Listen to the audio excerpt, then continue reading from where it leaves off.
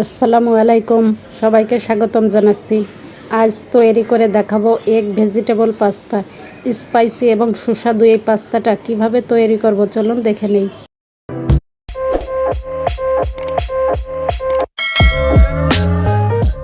একটা মিক্সিং বলে নিয়ে নেব মেজারমেন্ট কাপের 2 কাপ পরিমাণ পাস্তা। এরপর পাস্তার সাথে যে সবজিগুলো ব্যবহার করব সেগুলো রেডি করে নেব। একটা বাটিতে নিয়ে নেব হাফ কাপ পরিমাণ বরবটি কুচি, হাফ কাপ নিয়ে নেব গাজর কুচি, হাফ কাপ নিয়ে নেব টমেটো কুচি, এরপর নিয়ে নেব হাফ কাপ পরিমাণ পেঁয়াজ কুচি। এবার পাস্তাটাকে সিদ্ধ করার জন্য একটা প্যানে পর্যাপ্ত পরিমাণ পানি দিয়েছি। দিয়ে দেব হাফ টেবিল চামচ পরিমাণ লবণ, এরপর দিয়ে দেব হাফ টেবিল চামচ পরিমাণ রান্নার তেল। পানিটা ফুটে উঠলে পাস্তাগুলো দিয়ে দেব। পাস্তাগুলো দেওয়ার আগে আমি পানি দিয়ে ধুয়ে তারপরে দিয়েছি। এবার পাস্তাটাকে সিদ্ধ করে নেব 7 থেকে 8 মিনিট সময় নিয়ে।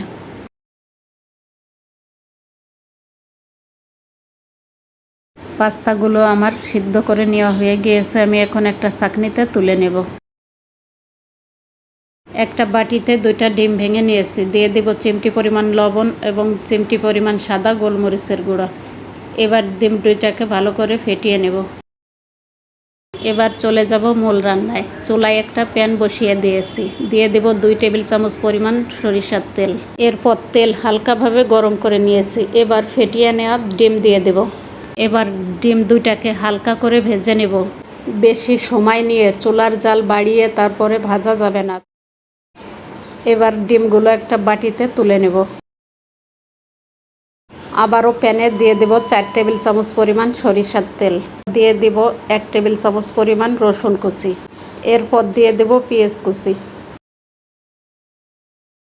পেঁয়াজ এবং রসুন হালকা নেতিয়ে আসা পর্যন্ত ভেজে নেব। এরপর দিয়ে দেব 1/3 কাপ পরিমাণ টমেটো পিউরি। টমেটো পিউরিটা হাতের কাছে না থাকলে 2টা টমেটো ব্লেন্ড করেও দিয়ে দিতে পারেন। দিয়ে দেব হাফ চা চামচ লাল মরিচের গুঁড়া।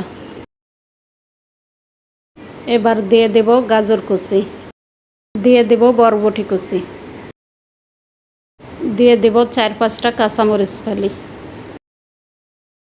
এরপর দিয়ে দেব 1 টেবিল চামচ পরিমাণ সয়া সস। এরপর দিয়ে দেব 1/4 চা চামচ সাদা গোলমরিচের গুঁড়া। এবার দিয়ে দেব কুচি করে রাখা টমেটো। এরপর দিয়ে দেব লবণ স্বাদ মতো। সবজির জন্য যতটুকু লবণ লাগবে সেই অনুপাতে লবণটা দিতে হবে। দিয়ে দিব সেই ভেজে রাখা ডিমগুলো। দিয়ে দেব পাস্তার সাথে থাকা মশলা পুরো 1 প্যাকেট। ডিম এবং মশলা দিয়ে নেড়ে চেড়ে সব কিছু মিশিয়ে দিব। এরপর দিয়ে দিব সিদ্ধ করে রাখা পাস্তা। পাস্তাটা দলা বেঁধে আছে, সমস্যা নেই, নেড়ে চেড়ে দিলেই খুলে যাবে। এবার পাস্তাটা সব কিছুর সাথে মিশিয়ে দিব।